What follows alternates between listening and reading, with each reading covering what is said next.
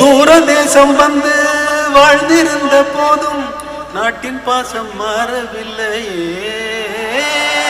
அன்னையிடம் கேட்ட ஆரிராரோ பாட்டும் என்றும் எம்மை விட்டதில்லையே.